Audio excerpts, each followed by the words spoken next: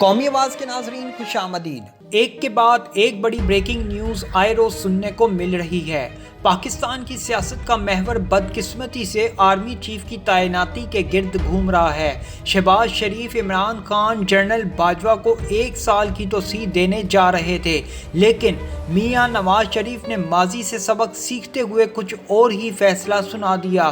दोस्तों, आज की वीडियो में आर्मी चीफ की तैनाती के हवाले से 2 बड़ी ब्रेकिंग न्यूज़ आपके साथ शेयर करने जा रहा हूं, जिसके बाद आपको मालूम हो जाएगा कि पाकिस्तान की सियासत अब क्या रुख इख्तियार करने जा रही है। इमरान खान का लॉन्ग मार्च का इख्तिताम कैसा होगा, ये भी आज की वीडियो में आपके साथ शेयर करूंगा। नए आर्मी चीफ के तकर्रुर का अमल आज से शुरू होने का इम्कान है। मौजूदा army chief general Qamar Javed Bajwa की मुद्दत मुलाजमत 29 नवंबर को खत्म हो रही है, ताहम नए सरबराह का तकर्रुर 27 नवंबर से पहले होने का इम्कान है।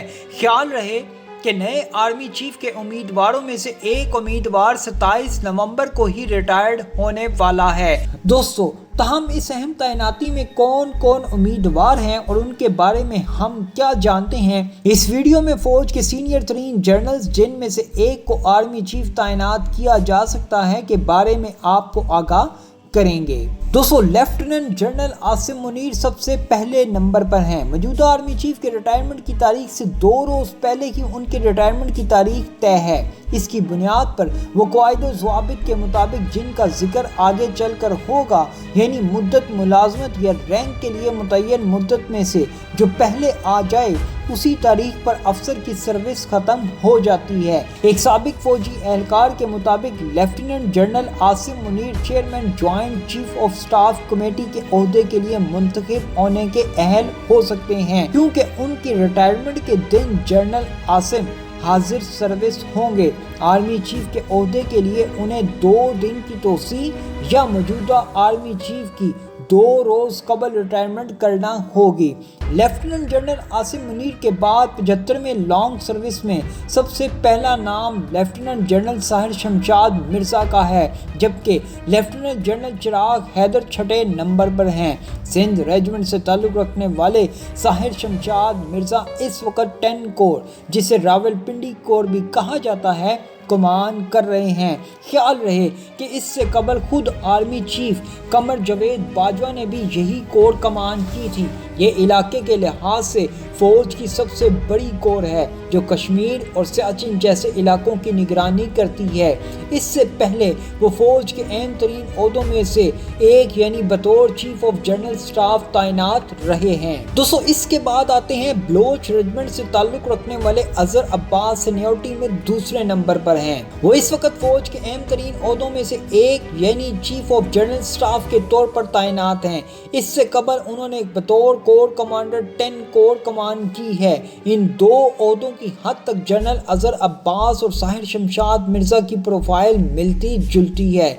चौथे नंबर पर आते हैं लेफ्टिनेंट जनरल नुमान महमूद। अगरचे नुमान महमूद सीनियरिटी में तीसरे नंबर पर हैं, मगर एक मजबूत कैरियर के हामिल हैं। फौज में उन्हें खास तौर पर पाकिस्तान की मगरबी सरहद का माहिर माना जाता है। उनके वालिद कर्नल राजा सुल्तान ने 1971 की जंग में शामिल थे, ताहम वो मिसिंग इन एक्शन अफसर हैं, यानी उनके लापता होने के बायस उनके जिंदा होने या ना होने से मुतल्लिक इल्म नहीं। बाद में नुमान महमूद ने अपने वालिद की यूनिट 22 बलोच की कमांड भी की है।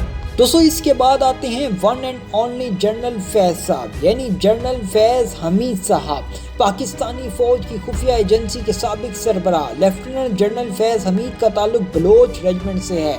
वो इस वक्त जनरल कमर जावेद बाजवा के चीफ ऑफ स्टाफ थे जब जनरल बाजवा 10 कोर कमांड कर रहे थे।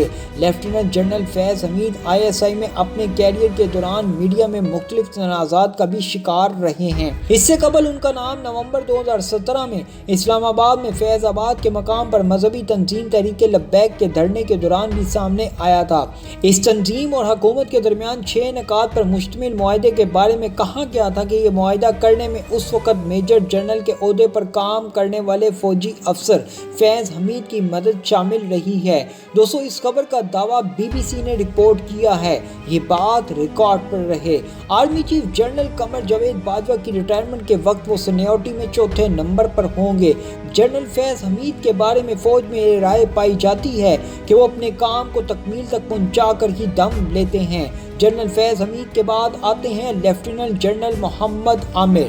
نون لیگی حلقوں میں ان کی بڑی گونج سنائی دے رہی ہے۔ یہ اس فہرست میں غالباً خاموش ترین طبیعت کے افسر کے طور پر جانے جاتے ہیں۔ آرٹلری سے تعلق رکھتے ہیں اور سابق صدر آصف علی زرداری کے ملٹری سیکرٹری بھی رہے ہیں۔ اس وقت وہ گوجرانوالہ کور کی کمان کر رہے ہیں۔ دوستو، یہ وہ تمام جرنیل ہیں جن کا نام ممکنہ طور پر آرمی چیف اور جوائنٹ چیف آف سٹاف کے لیے لیا جا رہا ہے۔ ایک اور خاص بات واضح کرتا چلوں، جنرل فیض حمید اگلے سال اپریل میں ریٹائرڈ ہو رہے ہیں اور یہ آخری موقع ہے جب وہ آرمی چیف کے عہدے پر فائز ہو سکتے ہیں۔ اب آپ کے ذہن میں یہ سوال ہوگا کہ آرمی میں سینیورٹی کا تعین کیسے کیا جاتا ہے؟ آرمی ایکٹ کے مطابق کسی بھی افسر کی لانگ کورس میں سینیورٹی ملٹری اکیڈمی کاکول سے پاسنگ آؤٹ کے موقع پر ملنے والے نمبر، جسے پاک آرمی یا PA نمبر کہا جاتا ہے، کی بنیاد پر طے کی جاتی ہے۔ ذرائع کا کہنا ہے کہ joint chief of staff general Asim Munir اور آرمی چیف کے لیے ساحر شمشاد کو ممکنہ طور پر فائنل کیا جا سکتا ہے۔ دوستو، ذرائع کا یہ بھی کہنا ہے کہ یہ خبر اگلے 48 گھنٹوں میں ممکنہ طور پر سب کے سامنے آ جائے گی۔ وزیر اعظم آفس کے ذرائع نے بتایا کہ وزارت دفاع نئے آرمی چیف کے تقرر کی سمری 27 نومبر سے پہلے ہی بھیج دے گی۔ خواجہ آصف نے اپنے بیان میں کہا تھا کہ تعیناتی کا عمل پیر مطلب 21 نومبر سے شروع ہو جائے گا، جبکہ نئے سربراہ کا تقرر منگل یا بدھ کو ہو جائے گا۔ انہوں نے کہا تھا کہ نظام میں فوج کی اہمیت کو حکومت نظر انداز نہیں کر سکتی۔ دوستو، پاکستان میں بڑی فوج کے سربراہان ملکی تاریخ کے آغاز سے ہی اہم رہے ہیں، جس کی وجہ سے ملکی سیاست میں فوج کا کردار اور آرمی چیف کی اہمیت رہی، اور اسی لیے ہر بار نئے آرمی چیف کی تعیناتی ایک اہم سیاسی معاملہ اور بحث کا موضوع بھی بن جاتا ہے۔ تاہم موجودہ army chief general Qamar Javed Bajwa کی جگہ لینے والے نئے چیف کی تعیناتی سابق وزیر اعظم عمران خان کی جانب سے سامنے آنے والے بیانات کے باعث کچھ زیادہ ہی موضوع بحث بن چکی ہے۔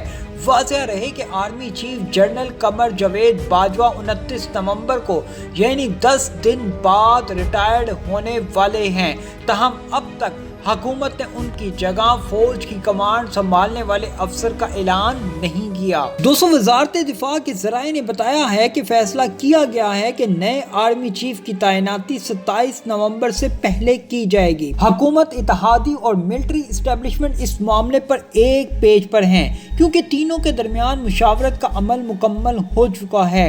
وزیر اعظم شہباز شریف نے حال ہی میں لندن کا نجی دورہ کیا تھا، جہاں انہوں نے سربراہ مسلم لیگ نواز شریف سے اس معاملے پر مشاورت کی اور واپسی کے بعد تمام اتحادی جماعتوں کو اعتماد میں لیا تھا۔ تقرر کے عمل میں صدر مملکت ڈاکٹر عارف علوی کا کردار توجہ کا مرکز بنا ہوا ہے، کیونکہ کچھ میڈیا رپورٹس کے دعوے کے مطابق وہ نئے آرمی چیف کی تعیناتی کا نوٹیفیکیشن 25 روز تک روک سکتے ہیں۔ آپ کو یاد ہوگا وزیر دفاع نے بھی یہ کہا تھا کہ آرمی چیف کی تعیناتی کے اس عمل کو خود عمران خان نے اس وقت متنازع بنایا جب وہ کسی ایک خاص افسر کو ہی ISI چیف رکھنا چاہتے تھے۔ دوسری جانب پاکستان کے سابق صدر آصف زرداری نے بھی گزشتہ روز اپنے ایک بیان میں کہا کہ ہم پاک آرمی میں پروموشن کے نظام پر یقین رکھتے ہیں۔ ان کا مزید کہنا تھا کہ تمام 3 اسٹار جنرل برابر ہیں اور آرمی کی سربراہی کے لیے مکمل اہل ہیں۔ دوستو، ایسی مزید معلوماتی ویڈیوز دیکھنے کے لیے قومی آواز کو سبسکرائب اور بیل آئیکن پر کلک ضرور کریں، کیونکہ یہ میری اور آپ کی نہیں بلکہ پوری قوم کی آواز ہے۔